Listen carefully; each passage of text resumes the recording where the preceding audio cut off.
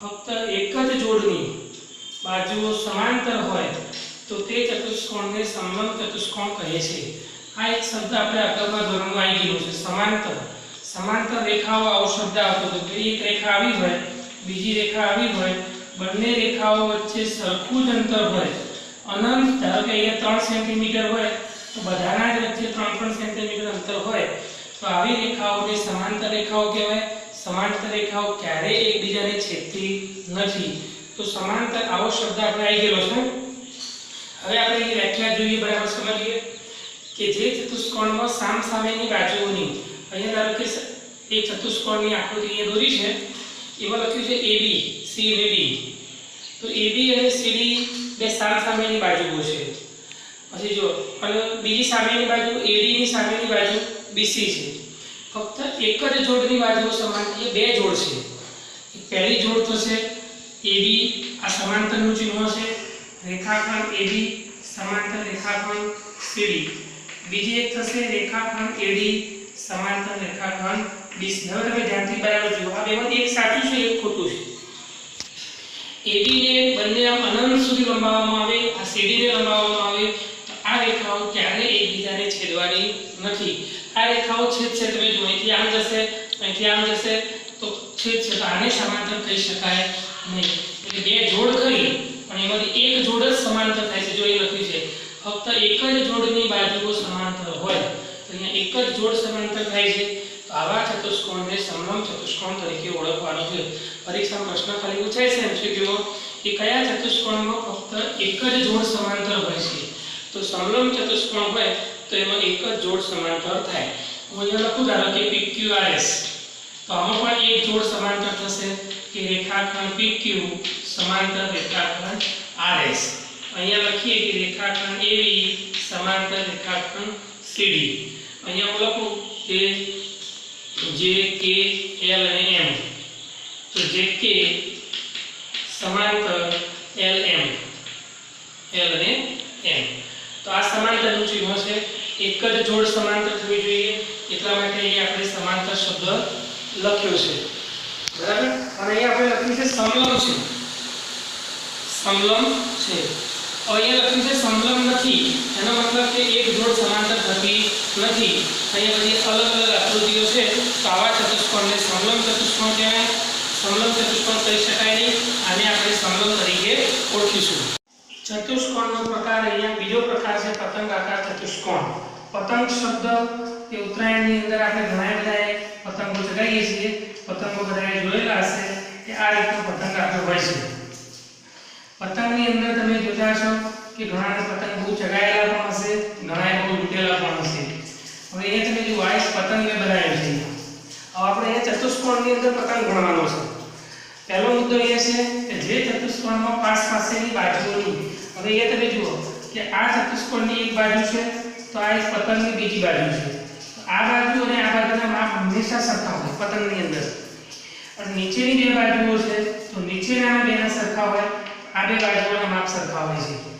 જે ચતુષ્કોણમાં પાસ પાસેની બાજુ આ બે પાસ પાસેની થઈ અને આ બે પાસ પાસેની થઈ બાજુઓની બે अलग अलग जोड़ सरखी होय आ बे अलग जोड़ो छे एक उपरनी जोड़ एक नीचेनी जोड़ एवुं नथी कि आ बे एवुं नथी आ बे एवुं पण नथी एक जोड़ ऊपर छे एक जोड़ नीचे छे बे अलग अलग जोड़ सरखी थती होय तो तेवा चतुष्कोणने पतंगाकार चतुष्कोण कही शकाय। हवे पतंगाकार चतुष्कोणनी અહીં આકૃતિ દોરેલી છે હવે એને આપણે સમજીએ કે આની અંદર કે ચતુષ્કોણ ABCD पतंगाकार चतुष्कोण से पतंगाकार चतुष्कोण से याद रखવાનું કે પતંગને ચાર બાજુઓ હોય છે। પતંગને સામસામેની બાજુઓ કદી સરખી હોતી નથી। આ પતંગાકાર ચતુષ્કોણ છે તો એની સામસામેની બાજુઓ ક્યારેય સરખી હોય નહીં। પતંગની પાસેની બાજુઓ पतंगने पास पासेनी बाजुओनी अलग अलग जोड़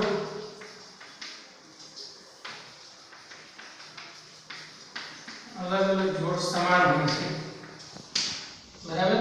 હવે આ એબીસીડી એક પતંગાકાર ચતુષ્કોણ છે તો ચતુષ્કોણ એબીસીડી માં આ એબી તો એબી નું જેટલું માપ છે એટલું જ માપ અહીંયા કોનું છે સીડી નું છે અહીંયા આપણે જ્યારે ઇક્વલ લખતા હોઈએ ત્યારે ઉપર રેખાખંડ કરવાનો નથી એ માપ કહેવાય એટલે એબી અને એડી આ બેના માપ સરખા છે એ જ રીતે નીચેના લખીએ કે બીસી બરાબર સીડી તમે કે સાહેબ રેખાખંડ એબી અને એકમ એબી આ બેમાં શું ફેર તો આ બેમાં પણ ફેર છે આ રેખાખંડનું ચિહ્ન કરેલું હોય એનો મતલબ આપણે કોઈ રેખાખંડ આ રીતે હોય રેખાખંડ એબી તો રેખાખંડ એબી ને તમે આ સંકેતમાં લખેલો છે સંકેતમાં લખવો હોય તો આ રીતે લખાય પણ એટલે કે રેખાખંડ એબી નું 5 સેન્ટીમીટર નું માપ છે તો તમારે આ રીતે લખાય કે એબી બરાબર 5 એટલે અહીંયા માપ સરખા છે લંબાઈ સરખી છે માટે આપણે ઉપર રેખાખંડનું ચિહ્ન કરીશું નહીં બરાબર એટલે આ વસ્તુ સમજવી પડે કે રેખાખંડ એબી ક્યારે કરવું અને એકલું એબી ક્યારે લખવું બરાબર આ વાત થઈ પતંગાકાર ચતુષ્કોણની ફરી એકવાર સમજી લો બરાબર કે જે ચતુષ્કોણમાં આસપાસની બાજુઓની બે અલગ અલગ જોડો સરખી હોય તો તે ચતુષ્કોણને પતંગાકાર ચતુષ્કોણ કહે છે બે જોડો છે બંને જોડો સરખી છે એક ઉપરની જોડ એક નીચેની જોડ પતંગાકાર ચતુષ્કોણ છે પતંગને હંમેશા ચાર બાજુઓ હોય છે પતંગને આસપાસની બાજુઓની અલગ અલગ જોડ સમાન હોય છે એક ઉપરની જોડ સમાન છે એક નીચેની જોડ સમાન છે એટલે આ ચતુષ્કોણના આધારે એવું લખી શકાય AB અને AD ના માપ સરખા છે અને BC અને CD ના માપ સરખા છે તો આ પતંગાકાર ચતુષ્કોણ છે બીજો પ્રકાર છે ત્રીજો પ્રકાર છે સમાંતર બાજુ ચતુષ્કોણ આ બહુ અગત્યનો મુદ્દો છે આખા પ્રકરણ માટે અને આ જ સમાંતર બાજુ ચતુષ્કોણના આધારે સ્વાધ્યાયના દાખલા છે સમાંતર બાજુ પેલા ચતુષ્કોણ સમાંતર રેખાઓ વિશે આપણે જાણીએ છીએ પણ સમાંતર બાજુ ચતુષ્કોણની વ્યાખ્યા જો બરાબર જે ચતુષ્કોણમાં સામસામેની બાજુઓ સમાન હોય સામસામેની બાજુઓ પણ સમાન હોય અને સમાંતર હોય તો તેવા ચતુષ્કોણને સમાંતર બાજુ ચતુષ્કોણ કહે છે અહીંયા એક બે ચતુષ્કોણ દોર્યા છે એમાં અહીંયા લખી દેજો સામસામેની બાજુ તો AD છે એના જેટલું જ માપ અહીંયા CD નું છે રેખાખંડ CD નું અહીંયા BC નું માપ છે એટલું જ માપ અહીંયા રેખાખંડ AD નું છે એટલે સામસામેની બાજુઓ સમાન છે અને સમાંતર છે અહીંયા પણ એવું છે આ એક ચોરસની આકૃતિ છે તે સામસામેની બાજુઓના માપ સરખા હોય અને સમાંતર હોય એટલે અહીંયા લખ્યું છે સમાંતર છે પણ અહીંયા લખ્યું છે સમાંતર નથી તમે કહો સાહેબ આ તો આગળ હાલ આગળ આપણે આવી ગયું આ એક સમલંબ ચતુષ્કોણ છે એની એક જોડ સમાંતર થશે પછી આ બીજી જોડ એની સમાંતર થવાની નથી આ આગળ જતા લંબાવતા અહીંયા ક્રોસ થશે તો બીજી જોડ સમાંતર થશે નહીં અહીંયા પણ એવું છે એટલે આવી આકૃતિઓને સમાંતર ચતુષ્કોણ કહેવાશે નહીં આવી આકૃતિ હશે તો જ એને સમાંતર ચતુષ્કોણ કહેવાય હું અહીંયા લખું કે ચતુષ્કોણ ABCD માં AB નું જેટલું માપ છે એટલું જ માપ રેખાખંડ CD નું છે માટે એ બંને બાજુઓ કેવી છે સમાંતર છે જો AB અને CD બે સમાન છે સામ એટલે કે બાજુઓ સમાન હોવી જોઈએ સામસામેની બાજુઓ સમાન હોવી જોઈએ એટલે AB નું માપ છે એટલું જ માપ અહીંયા CD નું છે એટલે બંને બાજુઓ સમાન છે માપ સરખા છે માટે સમાંતર છે એ જ રીતે આ બાજુ લખીએ કે રેખાખંડ BC નું જેટલું માપ થશે એટલું જ માપ રેખાખંડ AD નું થશે માટે રેખાખંડ BC સમાંતર રેખાખંડ AD બરાબર તો આ થઈ સમાંતર બાજુ ચતુષ્કોણની વાત છે અહીંયા હવે આના આપણે ગુણધર્મો લેવાના છે અને આપણે અંગો વિશે ભણવાનું છે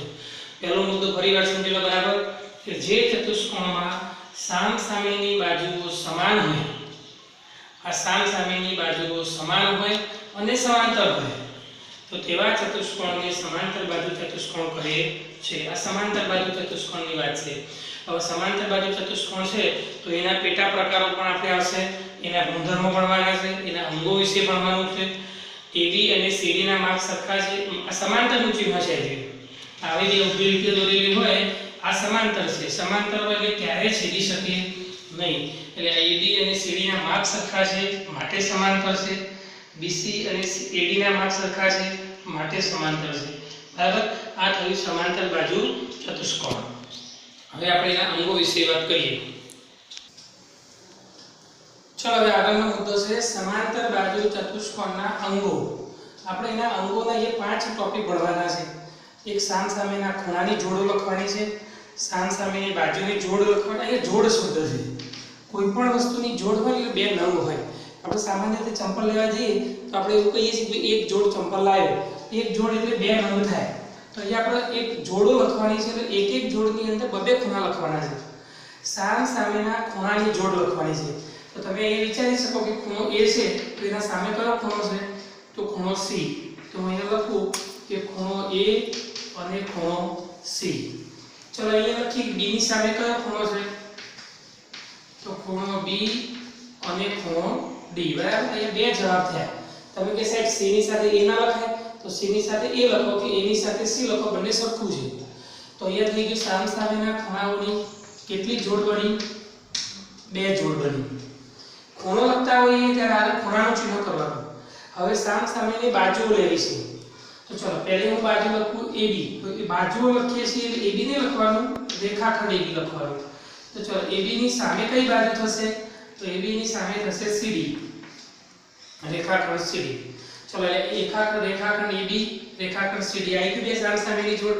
આમ લખો અથવા આમ લખો તો ફેર પડવાનો નથી. એ હવે બીજી જોડ અહીંયા બનશે કે રેખાખંડ BC અને રેખાખંડ AD. તમે AD લખો અથવા DA લખો કઈ ફેર પડવાનો નથી. તો સામસામેની એની પણ કેટલી જોડો થઈ? બે જોડો. આ બધા ટૂંકા પ્રશ્નો પણ છે કે સમાંતર બાજુ ચતુષ્કોણમાં સામસામેના ખૂણાઓની કેટલી જોડો બને? બે. સામસામેની બાજુઓની કેટલી જોડો બને? બે. આખો પ્રશ્ન એ પૂછાય કે ચતુષ્કોણ ABCD સમાંતર બાજુ ચતુષ્કોણ છે તો તેના સામસામેના ખૂણાની જોડ લખો, સામસામેની બાજુઓની જોડ લખો. આવી બબે જોડો આપણે લખવી પડે. આ સામસામેની વાત થઈ. હવે આપણે પાસ પાસેની વાત કરવાની છે. કે ચલો પાસ પાસે A ની બાજુમાં કયો ખૂણો છે? B. તો ખૂણો A અને ખૂણો B. હવે તમે જો કોઈ પણ ખૂણાની પાસ પાસેના બે ખૂણા થશે. આ B છે તો B ની A નો પાસેનો ખૂણો કહેવાય. આ બાજુ જો તો B ની C પણ એનો પાસેનો ખૂણો કહેવાય. પણ B ની સામે D લઈએ તો એનો સામેનો ખૂણો છે. તો ચલો A ની બાજુમાં B લઈએ તો ફરીથી તમારે B લેવાનો અને B ની બાજુમાં B ની સાથે ખૂણો C. A ની સાથે B, B ની સાથે C. ફરીથી C ની સાથે D, C અને ખૂણો D અને ખૂણો D અને ખૂણો E. જોઈ લો A ની સાથે B, B ની સાથે C, C ની સાથે D, D ની સાથે A. તો હવે ચાર જોડ બની. કેટલી જોડો બની? ચાર જોડ બની. બરાબર? આ પાસ પાસેના ખૂણાઓ છે.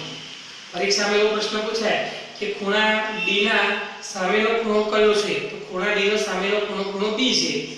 ખૂણા D ના પાસ પાસેના ખૂણા કયા છે? તો ખૂણા D ના પાસેના ખૂણા કયા લખવાના? ખૂણો A પણ લખાય, ખૂણો C પણ લખાય. ખૂણા C નો પાસેનો ખૂણો કયો નથી? પાસેનો ખૂણો કયો નથી? તો આ લખવો પડે. સામેનો હોય એ પાસેનો હોય નહીં. ચલો આ થઈ પાસ પાસેના ખૂણાઓની ચાર જોડ થઈ. હવે બાજુઓની પણ આપણે જોડો બનાવવાની છે. ચલો પહેલી હું AB બાજુ લખું, રેખાખંડ AB અને AB ની બાજુમાં કઈ આવશે? રેખાખંડ BC. હવે આપણે BC થી ચાલુ કરવાનું કે BC તો એની બાજુમાં કઈ આવશે? રેખાખંડ CD. CD લઈએ તો એની બાજુમાં કઈ આવશે? રેખાખંડ DE. હવે રેખાખંડ DE લઈએ તો એની બાજુમાં કઈ આવશે? પાછું AB આવી જશે. કોઈ પણ રેખાખંડની બાજુના બે પાસ પાસે થશે. ધારો કે BC હોય તો BC ની સામેની બાજુ AD છે, પણ BC ની AD અને CD આ બેની પાસ પાસેની બાજુઓ છે. એટલે BC બે વખત આવે. એક CD વખતે આવે અને AB વખત પણ આવે. બરાબર? તો આ રીતે આની પણ કેટલી જોડો થઈ? ચાર જોડ થઈ. તો અહીંયા ચાર ટૂંકા પ્રશ્નો થઈ ગયા કે સમાંતર બાજુ ચતુષ્કોણની અંદર સામસામેના ખૂણાઓની બે જોડ, સામસામેની બાજુઓની બે જોડ, પાસ પાસેના ખૂણા હોય તો ચાર જોડ, પાસ પાસેની બાજુ હોય તો ચાર જોડ. પાસ પાસે શબ્દ આવે તો ચાર જોડ, સામસામે શબ્દ આવે તો બે જોડ. આવી તમે અહીંયા આ એક ઉદાહરણ સમજજો. તમે અહીંયા નામ બદલી અને પણ એક વખત લખી જોજો, આવડશે. હવે વિકર્ણોની વાત છે. વિકર્ણો આપણે આગળ ભણેલા છીએ કે સામસામેના શિરોબિંદુઓને જોડવાથી મળતા રેખાખંડને વિકર્ણ કહે છે. તો સામસામેના બિંદુઓને જોડો તો રેખાખંડ AC અને નહીં લખી આપણે અલ્પવિરામ કરીએ BD. આ જોડ નથી, આ ખાલી બે વિકર્ણો છે, બરાબર. અને આપણને ખબર છે ચાર રેખાખંડવાળી આકૃતિ હોય તો બે વિકર્ણો બને છે, બરાબર. આવી રીતના તમે અહીંયા નામ બદલી પણ આ રીતે લખી શકો, સમજી શકો.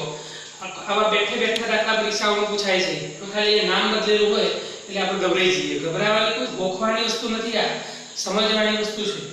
એ પાસ પાસેના ખૂણા કઈ રીતે લખવા, બાજુ કઈ રીતે લખવી, સામસામેના ખૂણા બાજુ કઈ રીતે લખવી, બરાબર. તો આ ચતુષ્કોણના અંગો છે, બરાબર. ચલો હવે એના ગુણધર્મો છે. સમાંતર બાજુ ચતુષ્કોણના અંગોની આપણે વાત કરી.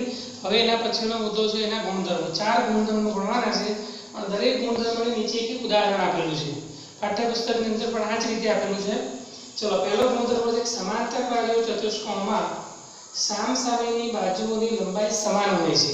હવે સામસામેની બાજુઓની લંબાઈ સમાન હોય છે એ આપણને ખબર પડી જવી જોઈએ. જો આનું માપ 12 હોય તો આનું માપ 12 હોય, આનું 7 હોય તો આનું 7 હોય. પણ કયા ચતુષ્કોણમાં લાગુ પડે?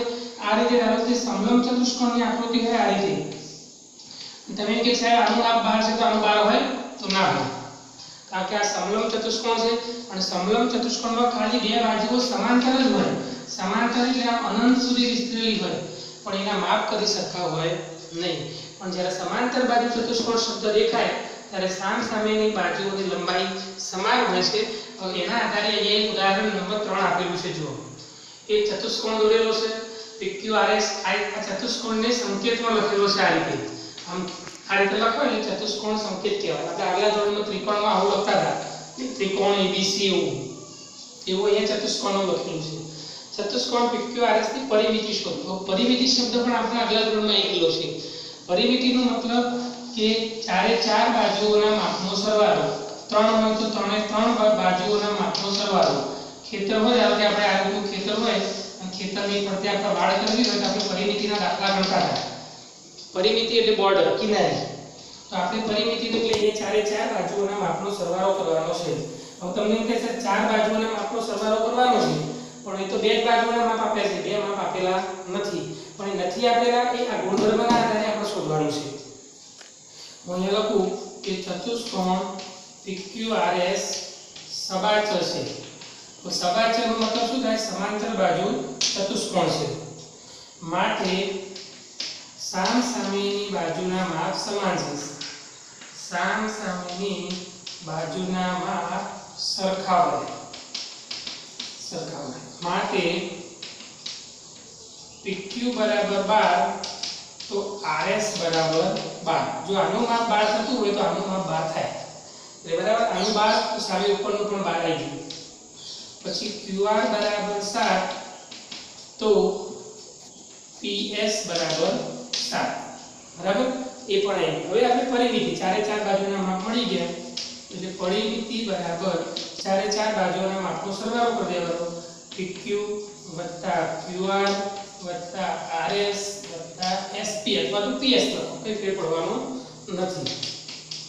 આનું માપ 12 7 12 ને 7 19, ફરીથી 12 ને 7 19, 19 + 19 કરીશું એટલે 38 સેન્ટીમીટર જવાબ આવશે. તો આ રીતે ઉદાહરણ, નાના ઉદાહરણો છે અને દરેક ઉદાહરણ આ ગુણધર્મો પર આધારિત છે. આ બધા જ ગુણધર્મો આવડશે તો ફટાફટ દાખલા આવડશે, નહીં તો તકલીફો પડશે. એટલે ગુણધર્મો યાદ રાખવાના છે, એના અંગો યાદ રાખવાના છે, તો જ દાખલા ગણવાની મજા આવશે. હવે ચલો બીજો એનો ગુણધર્મ છે કે સમાંતર બાજુ ચતુષ્કોણમાં સામસામેના ખૂણાના માપ સરખા હોય છે. તો અહીંયા બીજો નિયમ આવે. અહીંયા જે સામસામેની બાજુઓ સરખી હતી એમ અહીંયા સામસામેના ખૂણા સરખા છે. એક રકમ આપેલી છે કે ચતુષ્કોણ BEST બેસ્ટ સબાચર છે, સમાંતર બાજુ ચતુષ્કોણ છે. તો x y અને z ના મૂલ્યો શોધો. તમને એક જ માપ આપેલું છે. હવે આ ગુણધર્મના આધારે જો b નું માપ 100 થતું હોય તો સીધું સામે s એટલે x નું માપ પણ 100 થઈ જાય. હું અહીંયા લખું કે ચતુષ્કોણ બેસ્ટ સબાચર છે. માટે સામસામેના ખૂણાના માપ સરખા હોય. માપ ખૂણો b બરાબર 100 તો માપ ખૂણો s બરાબર 100 થાય. s એટલે x તો માપ ખૂણો તો x બરાબર 100. चलो એટલે x ની વાર્તા પૂરી થઈ એક મૂલ્ય આપણને મળી ગયું હવે તમે વિચારો હવે આપણે આગલા ધોરણમાં ભણેલા છીએ કે x ઉપર છે અને છેક નીચે તમે એવું વિચારો કે આ બે સમાંતર રેખાઓ છે આ વચ્ચેની છેદિકા છે તો આ ખૂણો x અને આ ખૂણો y બે અનુકોણની જોડ છે તો x અને y અનુકોણની જોડ છે માટે x બરાબર 100 તો y બરાબર 100 કેમ શું આવ્યું કારણ કે અનુકોણની જોડના માપ કેવા હોય સરખા હોય પછી ચલો હવે આ 100 નું આવ્યું હોય તો એના હવે આનું માપ શું આવ્યું છે તો આ બે અંતર આસપાસના ખૂણા છે પૂરક કોણની પણ જોડ કહી શકાય અથવા તો આ બે ખૂણા અંદરના ખૂણા છે આ રીતે ધારો કે બે રેખાઓ હોય અને આ રેખા સાથે જોડો તો આ ખૂણો અને આ ખૂણો બે અંતઃકોણની જોડ થાય છે હવે અંતઃકોણની જોડ થતી હોય તો એ બેનો સરવાળો 180 થવો જોઈએ હું અહીંયા આ ખૂણાની સાથે આ બહારનો ખૂણો લીધો તો એ બે અનુકોણ છે અનુકોણ હતો એટલે બંનેનો જવાબ કેવો આવ્યો સરખો આવ્યો તો હું અહીંયા લખું x અને z અંતઃકોણની જોડ છે x બરાબર 100 તો z બરાબર 180 માંથી 100 બાદ કરો z બરાબર 80 બરાબર તમે આ રીતે વિચારો તો ચાલો કે આનું માપ 100 છે તો આનું માપ 80 આવે આનું 80 આવે તો બાજુવાળા બારનું 100 આવે આને પણ વાત થઈ હતી કે અંતઃકોણ અને બહિષ્કોણનો સરવાળો 180 થવો જોઈએ એટલે આનું 80 થાય તો અંદર બારવાળાનું બહિષ્કોણનું કેટલું થાય 100 થાય આ રીતે ગણો તો ચાલે અને અનુકોણ અને અંતઃકોણનો ઉપયોગ કરીને ગણશો તો પણ જવાબ મળશે આ બે ગુણધર્મોની વાત થઈ બે ઉદાહરણની વાત થઈ બરાબર હવે આપણે ત્રીજો મુદ્દો જોઈએ ચલો હવે ત્રીજો ગુણધર્મ છે સમાંતર બાજુ ચતુષ્કોણમાં આસપાસના ખૂણા એકબીજાના પૂરક હોય છે આ પૂરક શબ્દ આપણે આગલા ધોરણમાં આવી ગયો છે પૂરક એટલે એનો સરવાળો કેટલો થવો જોઈએ 180 અંશ થવો જોઈએ એને પૂરક કહેવાય આસપાસના ખૂણા કીધા છે સામસામેના ખૂણા નહીં ગુણધર્મ નંબર 3 છે સમાંતર બાજુ ચતુષ્કોણમાં આસપાસના ખૂણા એકબીજાના પૂરક હોય છે હવે ચલો અહીંયા એક રકમ આપેલી છે કે રિંગ RING એક ચતુષ્કોણ છે એક જ ખૂણો 70 નો આપેલો છે બાકીના બધા ખૂણા શોધવાના છે આ 70 નો છે તો આ I એનો સામેનો થાય કે પાસેનો થાય પાસેનો ખૂણો થશે એટલે આ બે ખૂણા આ ગુણધર્મને આધારે આસપાસના ખૂણા થશે તો એ બેનો સરવાળો 180 થવો જોઈએ આ બે ખૂણા પણ આસપાસના થશે એટલે આ બેનો પણ સરવાળો 180 થશે પણ આ ખૂણાનો સરવાળો 180 ન થાય આ બે તો સામસામેના ખૂણા છે ગુણધર્મ નંબર 2 ને આપણે જોઈ લીધું કે સામસામેના માપ કેવા છે સરખા છે તો અહીંયા આપણે પહેલા આપણે આરે ખૂણો શોધી કાઢીએ કે ચતુષ્કોણ RING સબાચ છે માટે સામસામેના ખૂણા સરખા છે સામસામેના ખૂણા સરખા હોય છે માપ ખૂણો R બરાબર 70 તો માપ ખૂણો M બરાબર 70 તો ચલો એક ખૂણો આપણને મળી ગયો કયા ગુણધર્મને આધારે ગુણધર્મ નંબર 2 ના આધારે હવે ચલો આપણે જોઈએ કે પાસેના ખૂણા પૂરક હોય છે પાસેના ખૂણા પૂરક હોય છે સવાચ હોવાથી પાસેના ખૂણા પૂરક છે તો અહીંયા લખું માપ ખૂણો R બરાબર 70 અંશ તો માપ ખૂણો I બરાબર I એટલે એના બાજુનો ખૂણો છે તો આપણે 180 માંથી 70 બાદ કરીશું એટલે 110 અંશ આવશે આ થશે માપ ખૂણો I એટલે ચલો આનું માપ 70 આવી ગયું આનું માપ 110 આવી ગયું હવે બે નિયમો છે આપણી જોડે જો R અને G લઈએ તો 180 સરવાળો થવો જોઈએ તો પણ આ રીતે લખો તો પણ આનું માપ 110 આવી જાય આ બે સામસામેના ખૂણા લઈએ તો બી આ 110 નો ખૂણો આવી જશે હવે અહીંયા લખીએ ગુણધર્મ 2 આધારે સામસામેના ખૂણા સમાન હોય છે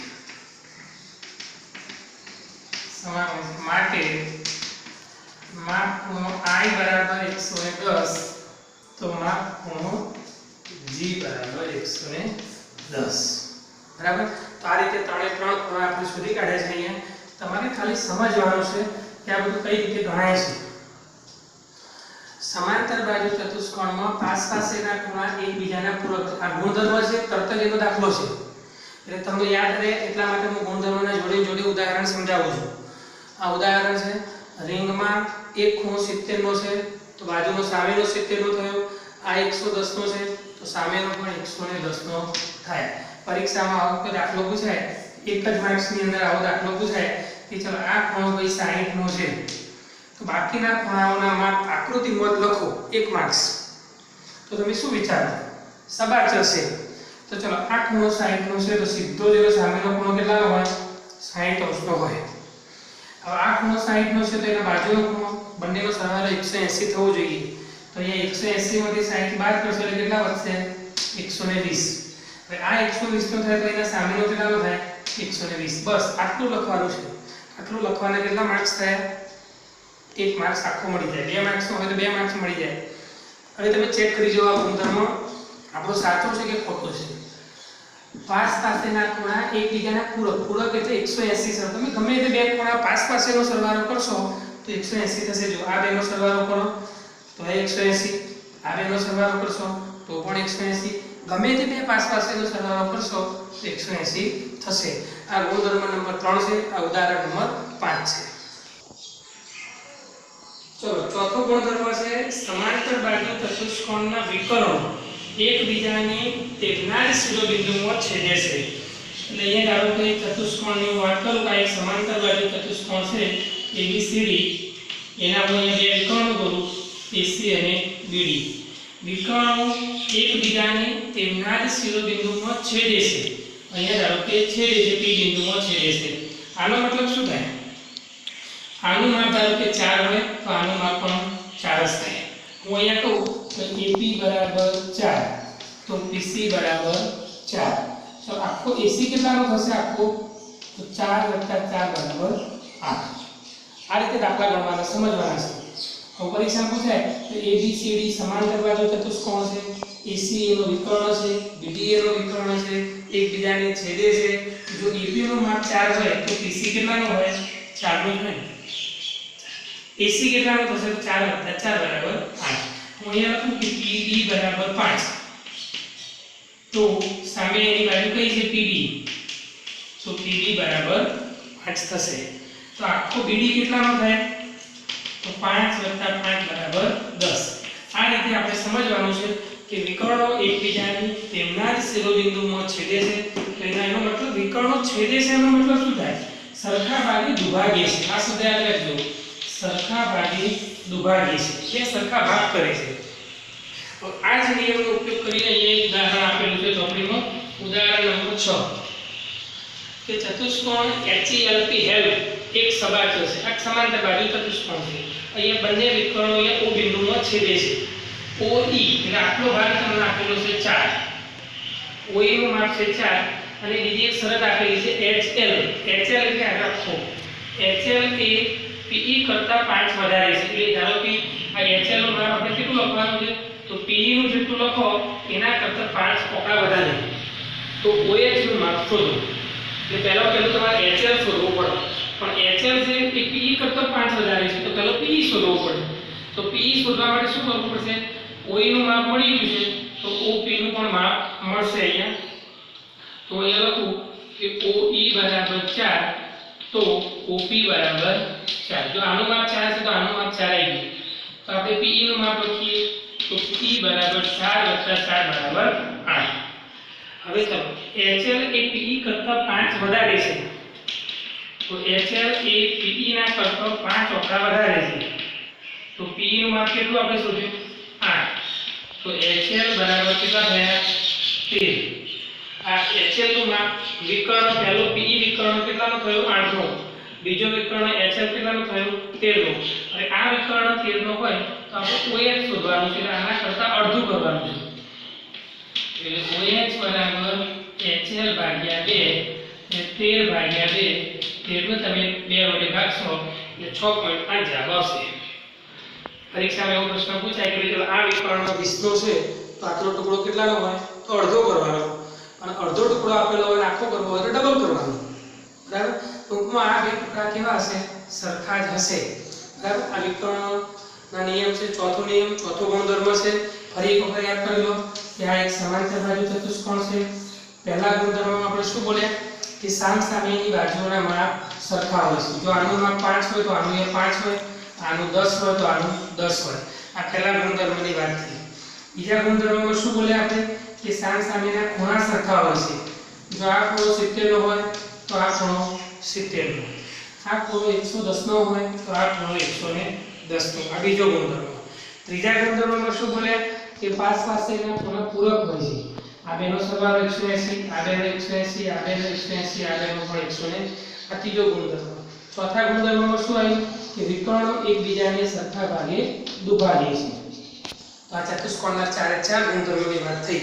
આખા બધા જ તમારે આજનો ટોપિક સમજવાનો છે. આના આધારે આપણે 3.3 સ્વાધ્યાયની વાત કરીશું પછી આગળના વિડીયોમાં.